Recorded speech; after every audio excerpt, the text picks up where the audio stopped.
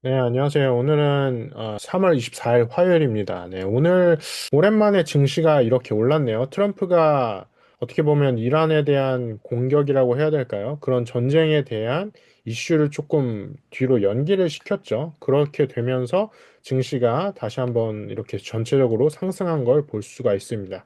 마이크론 테크놀로지는 근데 좀 하락을 했네요. 네, 왜 하락했는지는 조금 자세히 또 봐야 될 것 같고요. 자, 그래서 미국 증시 전체적으로 잠깐 체크해 보면 전체적으로 다우산업, 나스닥, S&P 500가 상승한 걸 볼 수 있습니다. 그래서 트럼프가 미국 이란 협상에 대해서 진전하고 있다. 이렇게 발표하면서 대표적으로 지금 미국 증시가 상승을 했고요. 국내 증시도 삼성전자, SK 하이닉스, 현대차를 주축으로 해서 전체적으로 상승하는 모습을 보여주고 있습니다. 그다음 시장 지표를 보면은 지금 환율은 1,500원 위아래로 왔다 갔다 하고 있고, 그 다음에 WTI는 88달러로 급하락했습니다. 네, 그 다음에 금 가격도 지금 계속해서 하락하는 걸 볼 수가 있는데, 금 투자하신 분들은 조금 계속해서 좀 지금 추가 매수를 하든지 아니면은 좀 지켜봐야 될 것을 우리가 생각을 해봐야 될 것 같아요. 그래서 오늘의 좀 본격적인 주제를 그럼 살펴보도록 하겠습니다. 자, 오늘의 주제는 바로 팔란티어입니다. 팔란티어에 대해서는 뭐 얘기를 많이 들어보신 분들이 계실 텐데, 오늘 다시 한번 조금 정리를 하면서 지금 팔란티어가 어디까지 와 있나 한번 생각을 해보시면 좋을 것 같아요. 팔란티어도 오늘 같은 경우에는 주가가 한 6% 정도 상승을 했었죠. 6.7% 정도 상승을 해서 지금 160달러까지 회복을 했네요. 그래서 오늘의 주제는 바로 팔란티어는 AI 주식이 아니다. 그래서 미국의 전쟁 운영 체제를 만드는 회사다라고 우리가 바라보자. 이렇게 준비를 해봤습니다. 본격적으로 볼게요. 그래서 오늘의 자료는 전체적으로 팔란티어의 뭐 블로그라든지 공식 블로그, 그다음 팔란티어에 대한 뉴스 같은 거를 조금 숫자로 살펴봤습니다. 그래서 먼저 문제 제기부터 해보면 팔란티어를 왜 자꾸 시장이 오해할까 생각을 해보면 팔란티어를 그냥 AI를 잘하는 회사라고 생각할 수 있는데 본질은 데이터 정보, 의사결정, 실행까지 하나로 연결되는 소프트웨어에 가깝다라고 볼 수 있습니다.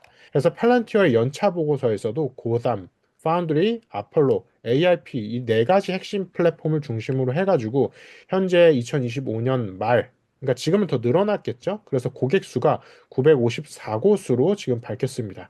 그래서 팔란티어는 국가와 대기업의 의사결정 엔진을 만드는 회사다. 이 의사결정 엔진을 만든다. 이게 굉장히 중요한 관점입니다. 그래서 팔란티어의 4대 플랫폼을 다시 한번 점검을 해보면 단순히 제품이라기보다 체계라고 바라봐 주시면 될 것 같아요. 그래서 고담 같은 경우에는 정부, 파운드리는 기업 운영, 데이터 통합, 그다음 아폴로 같은 경우에는 데이터를 그다음 소프트웨어를 배포하고 업데이트하는 다양한 환경에 적응할 수 있는 그런 역할을 해줍니다. 그리고 AIP 같은 경우에는 다양한 AI가 들어있는 LLM과 AI를 실제 의사결정에 도움될 수 있도록 해주는 하나의 어떤 플랫폼에 가깝습니다. 그래서 AIP도 약자로 해보면 AI 플랫폼이죠. 그래서 단순히 AI 소프트웨어가 아니라 AI LLM을 다 포괄하고 있는 플랫폼이다라고 볼 수 있을 것 같아요. 더 상위 개념인 거예요. 그래서 파운드리와 AIP 그리고 아폴로까지 활용을 해서 전체적으로 팔란티어의 소프트웨어를 다양한 환경에서 전쟁 환경에서도 공급하고 있다라고 보시면 됩니다. 그래서 팔란티어는 모델이 작동하는 현실 시스템에 이걸 팔고 있다. 그래서 진짜 질문은 AI를 잘하느냐가 아니라 누구의 의사결정을 바꾸느냐 이게 중요한데요. 그래서 팔란티어를 볼 때 생성형 AI 경쟁에서 몇 등인가 이거는 아니라는 거죠. 그래서 누구의 판단을 더 빠르게, 더 정확하게, 더 실행 가능하게 만들어주냐 이게 중요한 포인트인데요.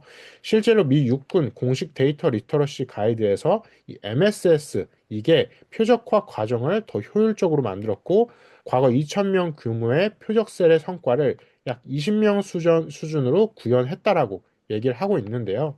이것도 팔란티어가 직접적으로 투입돼서 어떻게 보면 소프트웨어 혁명을 일으킨 거죠. 그래서 이거는 전쟁의 속도를 바꾸는 기술이다라고 볼 수 있어요.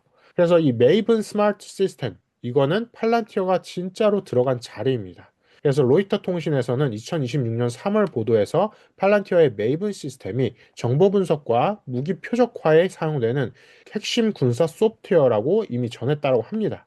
근데 최근에 대이란 공습에 실제로 사용됐는지는 즉시 확인되지 않았다라고 선을 그었다라고 해요. 그러니까 팔란티어의 이런 어떻게 보면 과거의 데이터 비공개 이런 거에 대해서 이슈가 많았잖아요. 근데 아무래도 이런 전쟁 관련돼서는 국가적인 데이터가 좀 연결이 돼 있기 때문에 공식적으로 팔란티어가 개입을 했는지 안 했는지에 대해서는 아직 비공개 영역으로 밝혀져 있습니다. 그래서 팔란티어가 미국 안보 인프라에 깊숙이 들어가긴 했지만 투자자가 직접적으로 볼 수 있는 정보는 아직 제한적이다. 이렇게 보시면 됩니다. 그래서 팔란티어의 힘은 다 공개되지 않았기 때문에 더 강하게 가격에 반영될 수 있다라는 거. 그래서 변동성이 심할 수 있다라는 걸 우리가 고려를 해야 됩니다. 그래서 팔란티어 블로그에 따르면 또 다른 소식은 이 나토의 태스크포스 메이브는 5년 MSS를 도입했고 그리고 2026년 3월 공개 사례에서는 위성 영상 분석 그리고 드론 임무 계획 그리고 다중 시나리오 작전 계획 생성 등에서 이 MSS의 개방형 구조 위에서 연동되는 걸 보여줬다고 합니다. 그래서 팔란티어는 미국 정부 밴더를 넘어서서 서방 전체가 공유할 수 있는 전장 데이터 표준 레이어로 이동하고 있다. 이 표준이 된다라는 거, 세계적인 표준이 된다라는 사실이 굉장히 중요한 거죠. 그래서 단순히 소프트웨어를 판매하는 기업이 아니라 팔란티어가 전체적으로 인프라 공급자, 표준이 되고 있다라고 보시면 되는 거죠. 그래서 숫자를 살펴보면은 이 K 기준으로 2025년 말 고객 수는 954곳이었고 리메이닝 딜 밸류 그러니까 앞으로도 계속해서 딜 밸류는 2억 달러 전년 대비 105% 정도 성장을 했습니다. 여기에서 상업 부분 68억 달러고 미국 정부 여기 관련돼서는 4억 달러라고 밝혀졌습니다. 그래서 로이터에 따르면은 26년 연매출 가이던스를 71.82억 달러에서 71.89억 달러로 좀 더 상승한 달러로 제시했습니다. 그래서 팔란티어의 시스템은 국가 시스템 예산에서 점점 더 커지고 있다는 걸 우리가 볼 수가 있죠. 자, 그래서 미 육군 관련돼서 100억 달러 프레임이 있는데요. 여기에서 가장 중요한 건 단발성 계약이 아니라 지속적인 제도권 편입이라는 게 중요합니다. 그래서 향후 최대 10년 동안 100억 달러 한도 내에서 팔란티어의 상용 제품 서비스를 구매할 수 있는 틀을 미국 육군에서 이미 마련했습니다. 그래서 이걸 통해서 미국 육군은 조달 속도를 높이고 비용 효율을 개선하기 위한 것이라고 발표를 했는데요. 그래서 팔란티어를 필요할 때마다 그냥 단발성으로 쓰는 외부 벤더에서 앞으로는 제도적으로 깔아두는 핵심 계층으로 올려놨다는 게 굉장히 중요한 거죠. 그래서 여기에서 진짜 강한 회사는 프로젝트를 따내는 회사가 아니라 시스템 안에 직접적으로 들어가는 회사다라고 보시면 됩니다. 그럼에도 불구하고 기관들의 팔란티어에 대한 시선의 변화는 왜 자꾸 달라지고 있나? 이걸 살펴보면은 로이터 보도에 따르면 모닝스타 같은 경우에는 미국 리슈어램과 공급망 강화에 팔란티어 소프트웨어가 유리한 환경으로 봤지만 주가가 과도한 밸류에이션 구간에 있을 수 있다라고 발표를 했습니다. 그리고 DA 디비전 길 루리아는 창업자들의 워싱턴 네트워크가 팔란티어 사업에 도움이 된다라고 봤고 이 싹소라고 해야 될까요? 네, 싹소 같은 경우에는 팔란티어를 AI 혁명의 필수 파트너라고 해석했습니다. 그래서 긍정적으로 해석하는 기관도 있고 아직도 이 과도한 밸류에이션, 고밸류가 너무 높다라고 얘기를 하는 기관도 있습니다. 그래서 과거에는 정보기관 납품 업체로 봤는데 지금은 국가 안보와 기업의 AI 그리고 산업 재편을 연결하는 플랫폼 권력으로 바라보기 시작한 거죠. 그래서 팔란티어의 분류 자체가 점점 더 넓어지고 있다. 이 부분을 우리가 좀 신경 써서 봐야 될 것 같고요. 그래서 정리를 해보면 전쟁, AI, 데이터 인프라, 이 밸류 체인에 대해서 팔란티어와 좀 연결되는 기업들을 함께 살펴볼게요. 첫 번째로 센서와 입력 부분에서는 안드레이라는 기업이 있어요. 안드레이는 아직 상장되진 않았어요. 근데 26년에 지금 26년이나 27년도에 상장될 거라고 지금 어떻게 보면 계속 얘기는 들려오고 있습니다.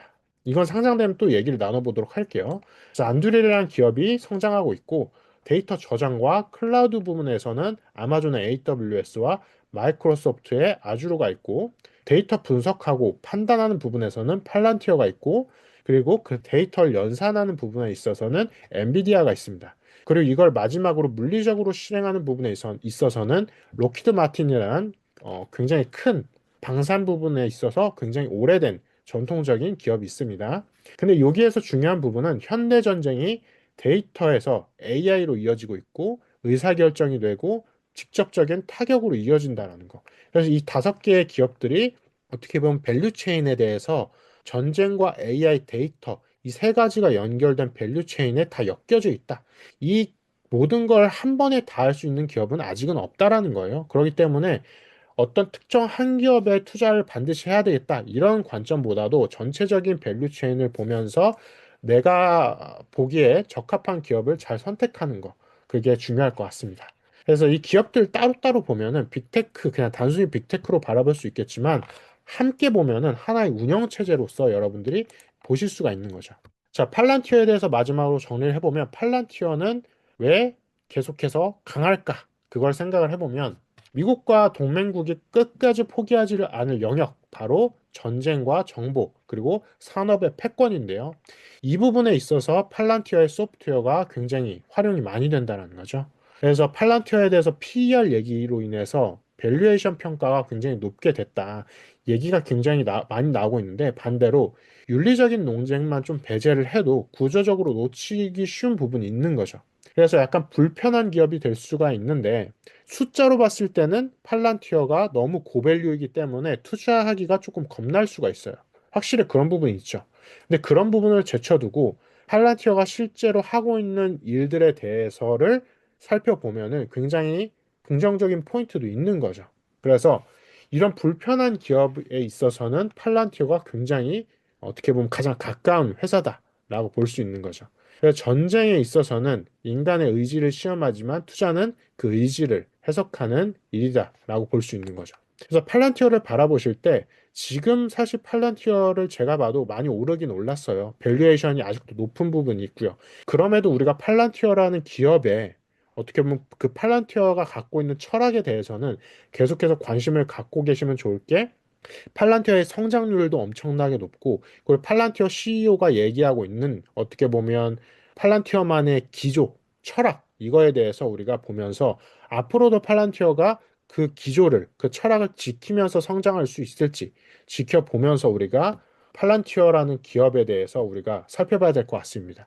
팔란티어가 어떻게 보면 미국의 성향과 굉장히 현재 미국의 성향과 굉장히 가까운 기업이기 때문에 미국을 바라보는 그 관점, 그리고 팔란티어를 바라보는 관점이 굉장히 유사하다라고 볼 수 있습니다. 그렇기 때문에 앞으로도 팔란티어라는 기업의 행보를 보시면서 미국은 앞으로 또 어떻게 이 전장, 그리고 이 방산 부분에 있어서 이어나갈지 좀 살펴보시면 좋을 것 같습니다. 여기까지 해서 오늘은 팔란티어가 왜 단순히 AI 기업이 아닌지 그거에 대해서 함께 살펴봤고요. 다음에도 팔란티어라는 기업에 대해서 함께 얘기를 나눠보도록 하겠습니다. 여기까지 미니버핏 랩이었고요. 마쳐보도록 하겠습니다. 감사합니다.